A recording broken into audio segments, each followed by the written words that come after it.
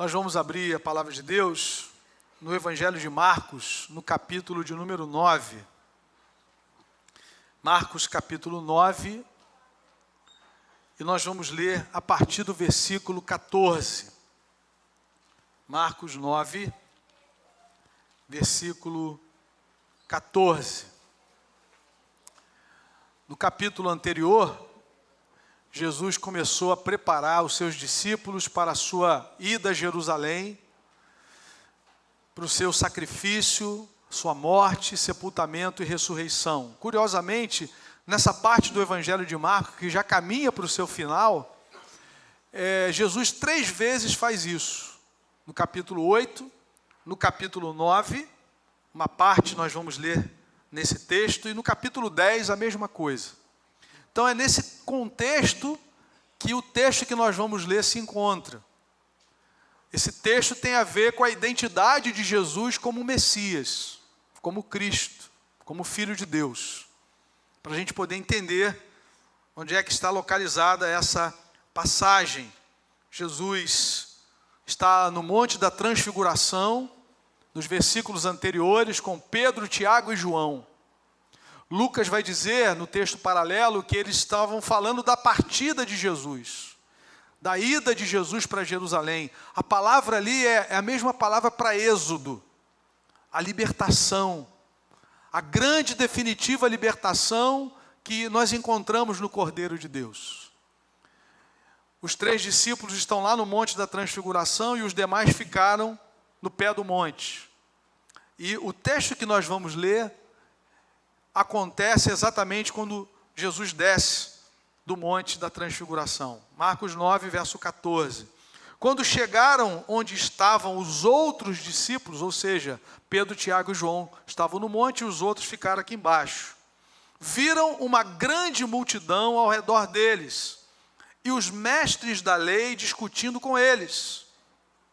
Logo que todo o povo viu Jesus, ficou muito surpreso e correu para saudá-lo. Perguntou Jesus: o que vocês estão discutindo? Um homem no meio da multidão respondeu: mestre, eu te trouxe o meu filho, que está com um espírito que o impede de falar. Onde quer que o apanhe, joga-o no chão. Ele espuma pela boca, range os dentes e fica rígido. Pedi aos teus discípulos que expulsassem o espírito, mas eles não conseguiram. Respondeu Jesus: ó geração incrédula, até quando estarei com vocês? Até quando terei que suportá-los? Tragam-me o menino.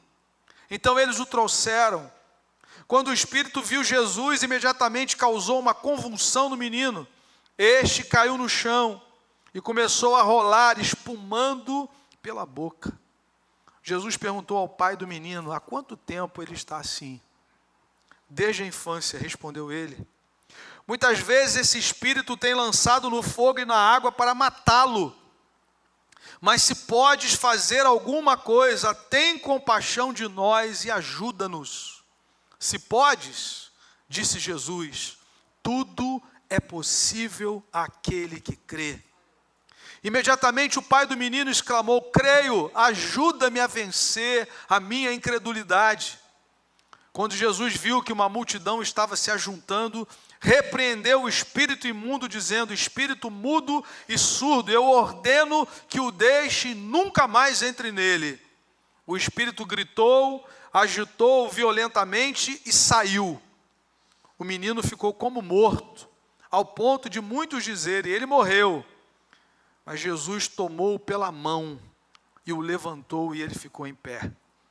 Depois de Jesus ter entrado em casa, seus discípulos lhe perguntaram em particular: por que não conseguimos expulsá-lo? Ele respondeu: essa espécie só sai pela oração e pelo jejum. Eles saíram daquele lugar e atravessaram a Galileia. Jesus não queria que ninguém soubesse onde eles estavam, porque estava ensinando os seus discípulos e lhes dizia: o Filho do Homem está para ser entregue nas mãos dos homens.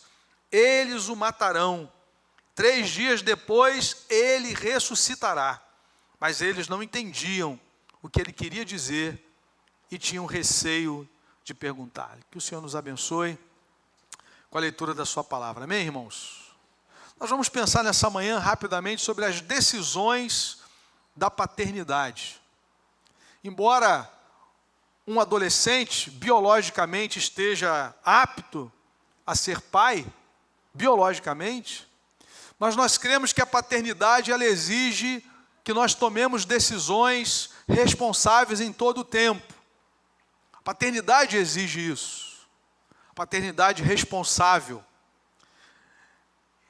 A primeira decisão é de dar o sobrenome ao filho. É uma decisão responsável de registrá-lo, né?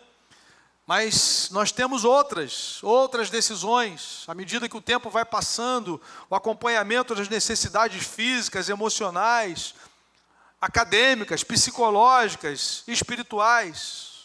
O tempo todo um pai é desafiado a fazer escolhas. E quando eu olho para esse texto, quando nós lemos essa passagem, nós percebemos que esse pai também precisou fazer algumas escolhas, tomar algumas decisões importantes na sua jornada de paternidade responsável. Eu queria pensar um pouquinho sobre isso, sobre as decisões da paternidade. A primeira decisão que nós vemos no texto, que aquele pai tomou, foi a decisão de ir a Cristo.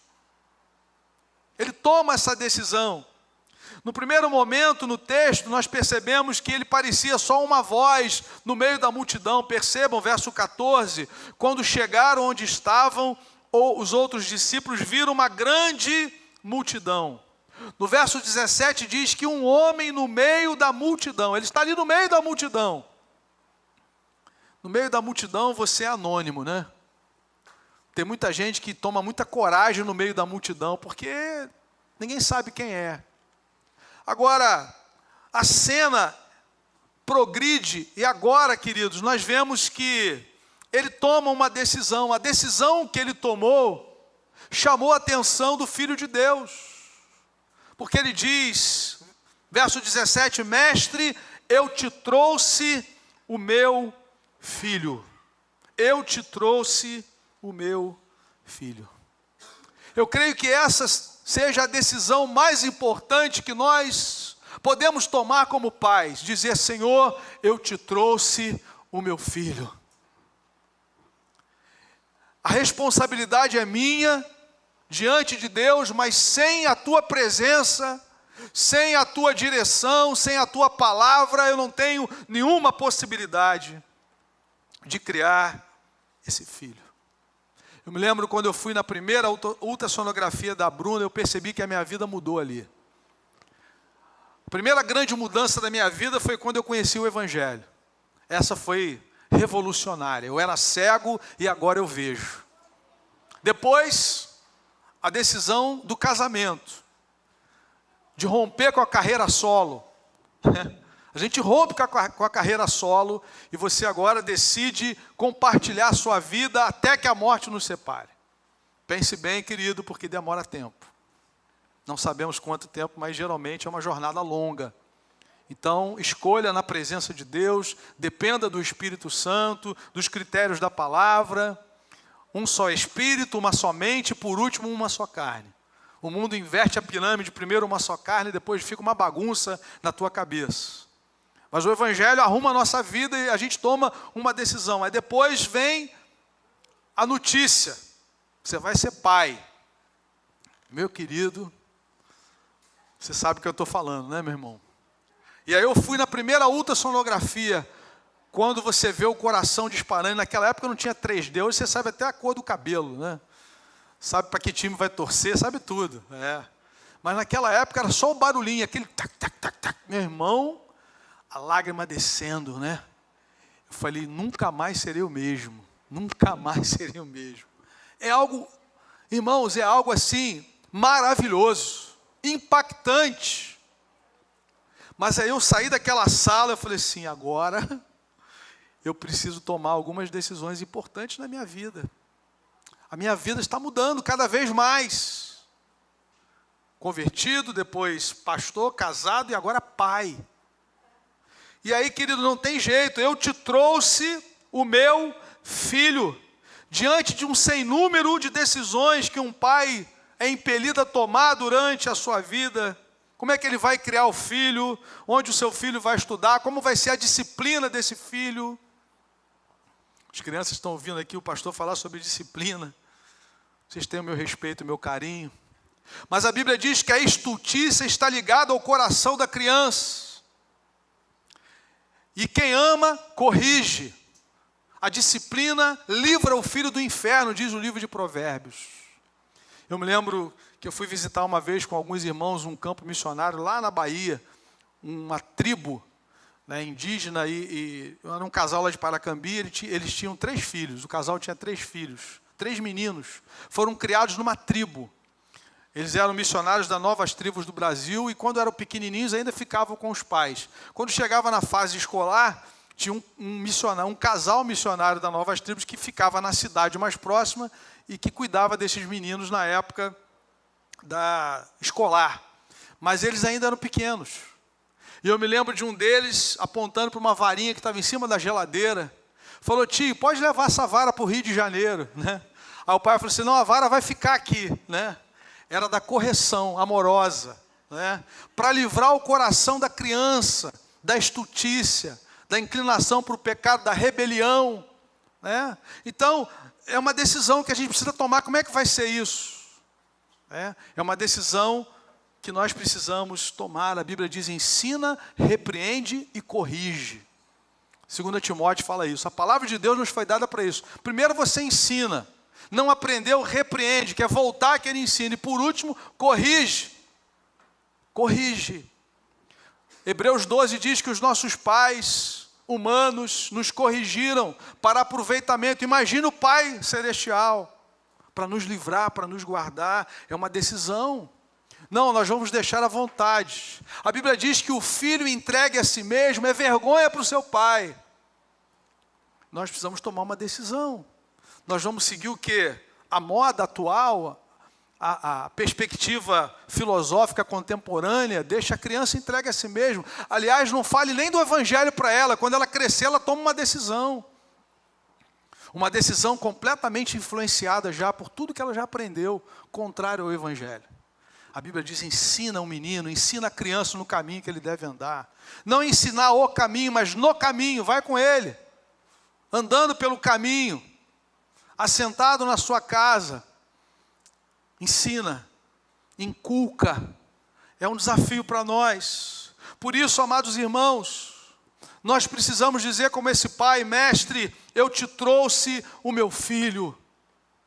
Eu preciso que esse menino seja abençoado pelo Senhor, guardado pelo Senhor, que a tua palavra esteja no coração dele. Essa é a primeira decisão que nós, pais responsáveis e cristãos, precisamos tomar na nossa vida, de irmos a Cristo, de reconhecermos que Jesus é a fonte de toda graça, de todo poder, de toda sabedoria. Esses meninos precisam de Jesus, essas meninas precisam de Jesus. Mestre, eu te trouxe o meu filho. E é interessante, irmãos, que ele leva o filho numa situação caótica. Ainda assim ele vai até Jesus. Porque às vezes nós achamos que nós vamos dar conta, que o humanismo vai dar conta, e que nós não precisamos da bênção de Deus, mas esse homem chega no limite. Eu te trouxe o meu filho, verso 17, mas ele não para aí. Ele descreve a situação, as circunstâncias que aquele menino se encontrava. Ele está com um espírito que o impede de falar. Onde quer que o apanhe, joga-o no chão. Imagine a cena, querido. Ele espuma pela boca, arranja os dentes e fica rígido. O que é que eu fiz? O que é que eu faço? Mestre, eu te trouxe o meu filho. Eu creio que o Senhor é a única pessoa que pode cuidar dessa situação. Por isso eu te trouxe o meu filho. Nessa manhã nós somos convidados, mais uma vez como pais, a entregarmos os meninos, as meninas nas mãos de Jesus. Porque só Jesus pode cuidar deles. Ele vai nos dar sabedoria, vai nos dar graça, autoridade, discernimento, mas se o Senhor não estiver presente, nós não conseguiremos dar conta da maior missão que nós recebemos de Deus. Antes de ser pastor, eu sou pai. Pastor, a igreja elege outro, mas pai não tem como transferir isso. O meu ministério, o seu ministério começa dentro da sua casa. Em nome de Jesus. Eu te trouxe o meu filho. Em segundo lugar, uma segunda decisão desse homem. A decisão, obrigado querido, de ser um pai presente. É muito interessante, irmãos, porque nós vamos perceber na sequência do texto que Jesus primeiro repreende os discípulos. Versículo 18, ele termina falando da situação do filho e diz, eu trouxe para os teus discípulos, mas eles não conseguiram. Jesus diz, ó geração incrédula, Jesus repreende e diz assim, tragam-me o menino. Percebo que os discípulos que levaram o menino, no versículo 20, então eles o trouxeram. E aí vem aquela manifestação terrível. O espírito, quando viu Jesus, causou uma convulsão no menino, ele caiu no chão, começou a rolar, espumando pela boca. Agora preste atenção numa coisa. Jesus não se dirige aos discípulos para perguntar a respeito do menino, ele se dirige ao Pai.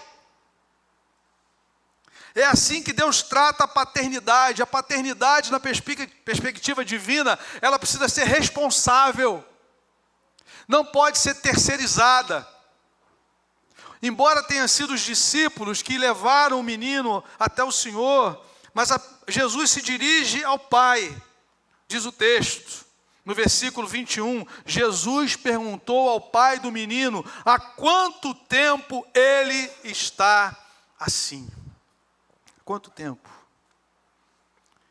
E é interessante, irmãos, que esse pai era um pai responsável. Era um pai responsável porque ele conseguiu responder a pergunta de Jesus de uma maneira muito objetiva. A riqueza de detalhes aqui na resposta desse pai. Esse pai não é alguém que deixou as demandas, as dificuldades na mão da mãe ou de quem quer que seja, mas ele estava ali vivendo junto aquele drama. Ele responde diante do Senhor pelo seu filho. Há quanto tempo ele está assim? Talvez seja essa a pergunta de Jesus para você nessa manhã. Há quanto tempo seu filho está assim, a sua filha está assim, com esse olhar perdido, distante? E nós precisamos ir a Cristo novamente, nós precisamos entender que nós fomos chamados para cuidar, sermos presentes como pais. Ele responde à pergunta de Jesus, olha que coisa tremenda, desde a infância. Desde a infância. O texto não nos diz com quantos anos esse menino estava, mas o pai diz desde a infância. Muitas vezes, esse espírito o tem lançado no fogo e na água para matá-lo. Porque o diabo veio para matar, roubar e destruir. Esse é o intento dele contra a sua família e contra a minha família. Quando a gente era pequeno, às vezes tinha um jogo de futebol, tinham 9 crianças, era 4 para cada lado, aí falava assim, esse aqui é café com leite. Geralmente era o dono da bola, né? Chegava com chuteira, mas sabia que aquilo era... Aí não, pode botar ele aí, com o inferno não tem café com leite, meu irmão. Ele não gosta de nenhuma criança, ele não gosta de filho, ele não gosta de família, porque ele não tem família. Deus é o Deus da família. Ele criou o homem e mulher, a sua imagem e semelhança, e disse, crescei e multiplicai-vos. Deus é o Deus da família. Amém? A igreja é uma família, a noiva de Jesus é uma família. Quem vai morar no céu vai ser a família. Bendito seja o nome do Senhor. Mas o nosso adversário, ele odeia a família.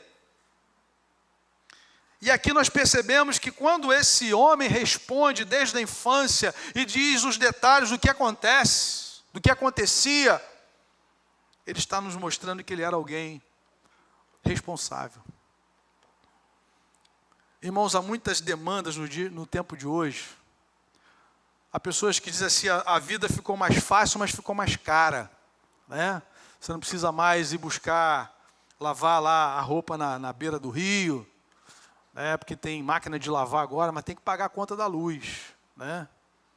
Hoje, o filho demora a chegar em casa. Antigamente a mãe dobrava o joelho, Senhor, guarda esse menino. Agora você liga para ele, faz uma chamada de vídeo para ele não querer esconder onde ele está. Mas tem que pagar a conta do celular. A vida ficou mais cara, mais fácil, mas mais cara. Então, de repente, com essas demandas todas, você tirou os olhos do menino. Afinal de contas, você está se dedicando a dar um futuro muito bom para ele, o que é louvável. Mas, querido, seus olhos precisam ser voltados para ele. Quando ele vier, diz Malaquias 4, quando o Messias vier, ele converterá o coração do pai aos filhos, dos filhos aos pais. Há uma conversão que é do nosso coração a Deus, mas há uma conversão que precisa ser do pai para o filho. De você ser amigo dele, mas ser o pai dele. Em nome de Jesus. Responsável. Há quanto tempo isso acontece? Há quanto tempo ele está assim? Desde a infância. Porque desde a infância eu estou aqui ao lado dele. Tem situações que foram maiores do que eu, mas não maiores do que o Senhor. Desde a infância eu estou aqui. Desde da ultra, ao registro lá no cartório, a ida ao médico, a ida à escola, a olhada no celular, desde a infância. Quem responde sou eu, quem responde é você, diante do Senhor. Os discípulos trouxeram, mas quando Jesus pergunta, ele pergunta ao Pai. Há quanto tempo ele está assim? É uma decisão, meu irmão. Adolescentes podem ser pais, biologicamente falando, mas a decisão da paternidade é para gente séria. É para gente que entende que está cuidando de vidas, o bem mais precioso que temos. E ainda, irmãos, a terceira e última decisão que vemos no texto desse pai, é a decisão de ser um pai humilde. Eu quero dizer uma coisa para você, a prepotência é incompatível com a paternidade. É incompatível. Em algum momento você vai ter que pedir ajuda. Feliz o pai que pede ajuda. Feliz o filho que tem um pai que pede ajuda de Deus e pede ajuda de pessoas. Eu não sei lidar com isso. Não tenho manual para dizer agora ele fez isso, o que eu faço agora? Né? No meio do mercado, no setor de brinquedos, ela diz assim, eu quero essa boneca, 12 decibéis. Você diz não, eu quero essa boneca, 19 decibéis. Eu quero essa boneca. Em casa a gente conversa. Não é isso, querido? Hoje só dá para levar o arroz e o feijão. O café esquece. 250 no máximo. Vai comprando 250, orando para baixar o preço. Né? E o tarifaço, pastor, isso é outro assunto, para outra mensagem. Né? Então, meus irmãos, nós precisamos de ajuda. Eu me lembro do Armandão me chamando, um pastor amigo meu lá de Curitiba, abrindo a Bíblia, dizendo, é assim, ó. Ensina, repreende e corrige. Chama, explica por que está disciplinando, olha no olho, baixa no nível da condescendência, vai lá, baixa, fica no nível, corrige, deixa chorar um pouquinho, depois vai lá, abraça, beija. Meu irmão, é um desafio, cara. Não é para gente que está arriscando na vida. Sobretudo se você é um pai cristão. Porque Paulo vai dizer aos Efésios e aos Colossenses, pai, criai os vossos filhos na disciplina e na admoestação do Senhor. Disciplina ali é a ideia de discipulado, de treinamento. Lembra quando você ensinou ele a escovar os dentes, atravessar a rua? Foi na primeira vez? Falei uma vez só, deixa ele sozinho agora. Deixa ele sozinho. O Léo e o Cláudio vão achar graça. Tanta cárie que vai produzir daqueles dentinhos. Né? Deixa por conta dele. Não, querido, vai lá e ensina. É assim, faz de novo, segunda vez, terceira, quinta, milésima. Atravessar a rua, a mesma coisa. E hoje em dia não adianta dizer para ele assim, ó, quando o sinal ficar verde, através. Não, espera que vai passar um motoqueiro depois que ele passar, que furar. Deixa, depois que fechar, deixa alguns segundos, que vai passar alguém. Lamentavelmente. Lamentavelmente. Né? Então, estar junto, crescendo junto. E esse pai aqui, irmãos, ele manifesta essa humildade.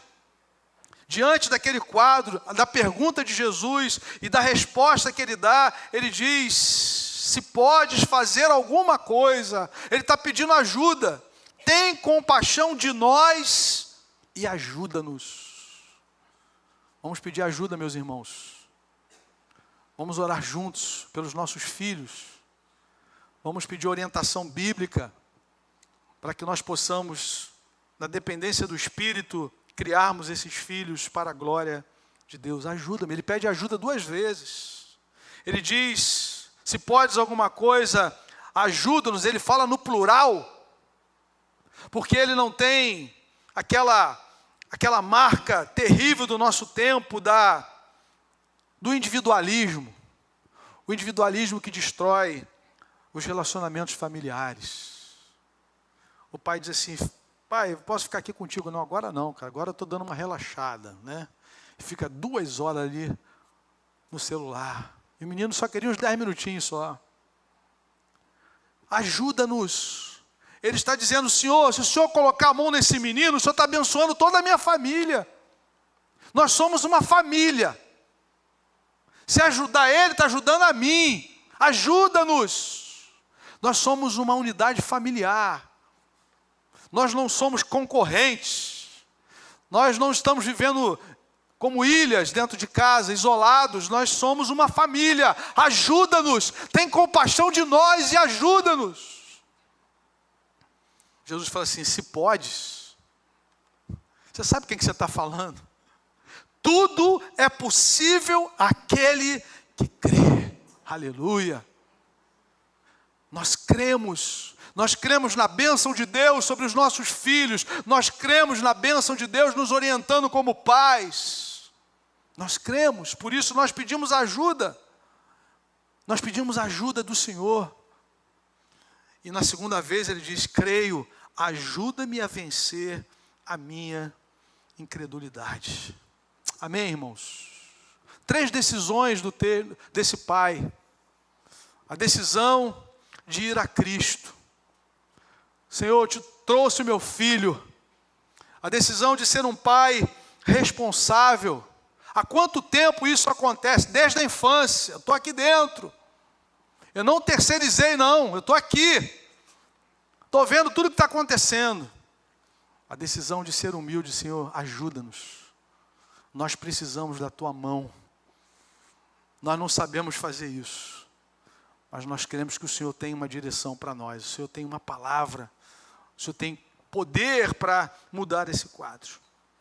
Agora, meus irmãos, embora essa passagem coloque em destaque o pai do menino, que via aquele sofrimento, que entendeu que chegou ao limite, ele vai até Jesus, ele encontra essa oportunidade, ele vai até o Senhor, mas esse texto, acima de tudo, nos fala de Cristo, nos revela o caráter de Jesus, nos mostra um Deus que se importa, um Deus que se compadece, um Deus que é condescendente, que vem ao nosso encontro. O Messias de Deus, o Cristo de Deus, profetizado no Antigo Testamento, ele teria essas marcas. Ele veio para libertar os cativos. Ele tem poder sobre todo principado e toda potestade. Então é Jesus que é revelado nesse texto. Esse texto não é sobre o Pai, é sobre Jesus, que socorre um pai, uma mãe, um filho, por quem ele é, por ser somente ele quem ele é. O Messias de Deus é aquele que governa sobre todas as circunstâncias, o seu poder está acima de todo o poder humano e das trevas, ele se importa com as dores, ele se importa com a dor da sua casa. Você como pai, você como mãe, você como irmão, como filho, ele se importa. E ele veio para resolver a pior de todas as dores, a dor da separação de Deus. A pior de todas as dores é a dor de viver separado de Deus. E a Bíblia diz que Jesus levou sobre si os nossos pecados para nos reconciliar com o Pai, para que nós possamos viver a maior bênção do Evangelho, é podermos voltar a ter comunhão com o Pai. A maior bênção conquistada por Jesus na cruz não é o escape do inferno, é a comunhão restaurada com o Pai. Só Jesus pode fazer isso. Só Jesus pode colocar ordem na sua casa. Só Jesus pode pôr em ordem os relacionamentos na sua casa, porque Ele é o Cristo, Ele é o Filho de Deus. Se Ele é obedecido, se a sua palavra é respeitada e honrada, Ele vai colocar em ordem a sua família, em nome de Jesus, para a glória de Deus. Ele fez isso indo à cruz. Veja que o texto termina, Jesus com os discípulos em casa, e eles questionam por que aquilo não aconteceu, eles não deram conta daquilo. Jesus explica, e ele diz, versículo 30 em diante, eles saíram daquele lugar e atravessaram a Galiléia. Jesus não queria que ninguém soubesse onde eles estavam, porque estava ensinando os seus discípulos, e lhes dizia: o Filho do Homem está para ser entregue nas mãos dos homens. Como isso é possível?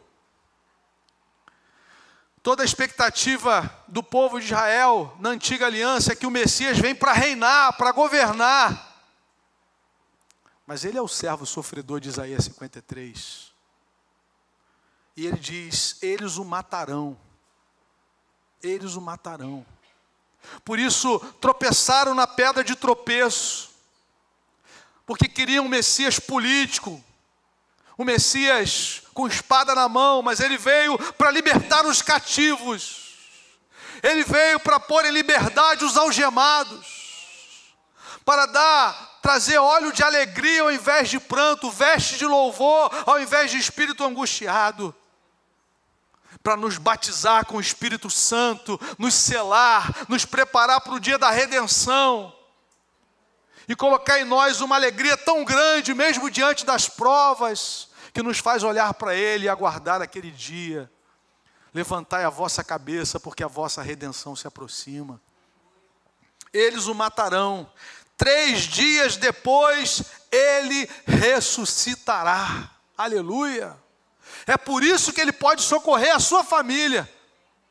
Porque Ele é aquele que veio, morreu, foi sepultado, ressuscitou, está à direita do Pai e virá buscar todo aquele que nele crê. Ele é o Cristo. Por isso que esse menino foi liberto. Por isso que esse demônio não vai fazer esse menino espumar mais. Porque Jesus diz o seguinte: sai dele. Versículo 25.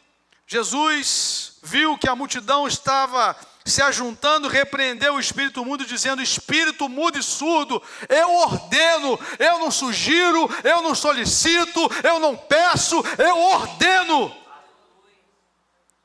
que o deixe e nunca mais entre nele. Nunca mais. Em nome de Jesus. Se o Filho vos libertar, verdadeiramente sereis livres. É por isso, meu irmão, que você precisa ser como o pai que o texto nos apresenta. Mestre, eu te trouxe o meu filho. Como ele está não importa. O que importa é como ele vai ficar. É a nova história que Jesus quer estabelecer na vida dele a partir de agora. Até aqui tem sido opressão, até aqui tem sido difícil, mas, mestre, eu te trouxe o meu filho. É amanhã de você entregar novamente esse menino, essa menina, e dizer: Senhor, está aqui na tua presença, é tua, é teu. O inimigo não vai roubá-lo, porque ele foi consagrado ao Senhor. Está aqui, eu te trago meu filho, ele está aqui na tua presença. Bendito é o nome de Jesus. O que vai acontecer? um dia vai ter diabetes, um dia vai ter uma perda, mas eu te trouxe o meu filho, ele está nas tuas mãos. Aleluia. O melhor lugar para o seu filho estar é nas mãos de Jesus. É o lugar de segurança eterna. Aquele que vem a mim, de maneira nenhuma lançarei fora. Essa foi a primeira aplicação. Venha a Cristo, independente de todas as circunstâncias que você e sua família estejam enfrentando. Mestre, eu te trouxe o meu filho. Aleluia. Segundo lugar, querido, seja um pai responsável, apto a responder a Cristo a respeito da condição dos seus filhos, da sua família. Há quanto tempo ele está assim? Diz para Jesus: Senhor, eu percebo que há muito tempo ele está assim, mas eu creio que o Senhor pode mudar. Tudo é possível àquele que crê. Eu creio, porque eu creio que o Senhor é o Cristo, o Filho de Deus. Por último, reconheça que Jesus é o Cristo, o Messias. Creia que Ele é poderoso para agir em qualquer circunstância da sua vida. Jesus disse: tudo é possível àquele que crê. Amém? Nós vamos orar nesse momento.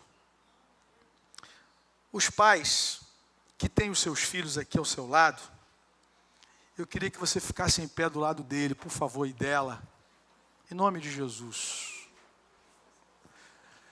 Eu queria que você dissesse para Jesus nessa manhã a mesma coisa que esse pai disse aqui: Jesus, eu te trouxe aqui o meu filho, eu te trouxe a minha filha.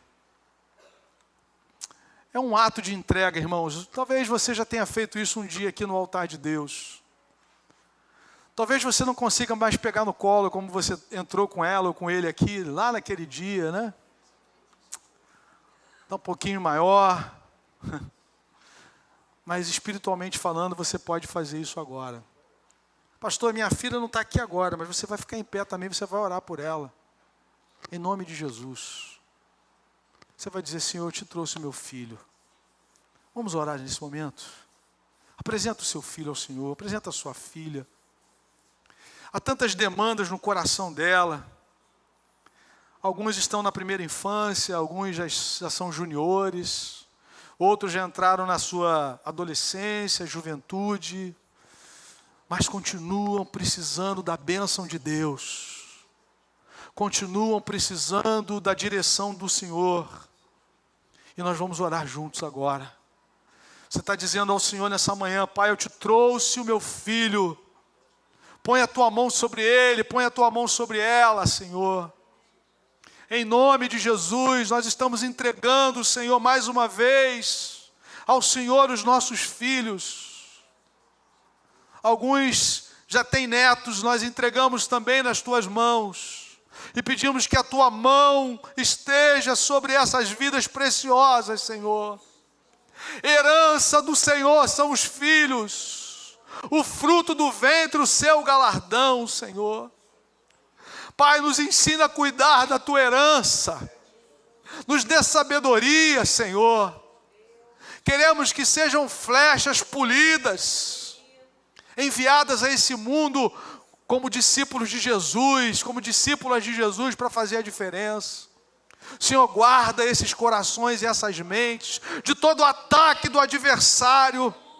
Nós lemos um texto que um pai está relatando ataques, e nessa hora nós relatamos, mas nós não somente relatamos, nós repreendemos em nome de Jesus todo ataque do adversário contra esses meninos, contra essas meninas, Senhor.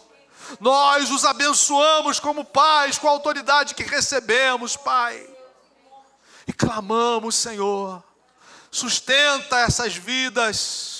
Guarda, Senhor, protege, Senhor, guarda a fé, Senhor, que o adversário não venha atacar e roubar a fé, Senhor, mas que a fé dele seja fortalecida em Ti, pela Tua palavra. A fé vem pelo ouvir e ouvir a palavra.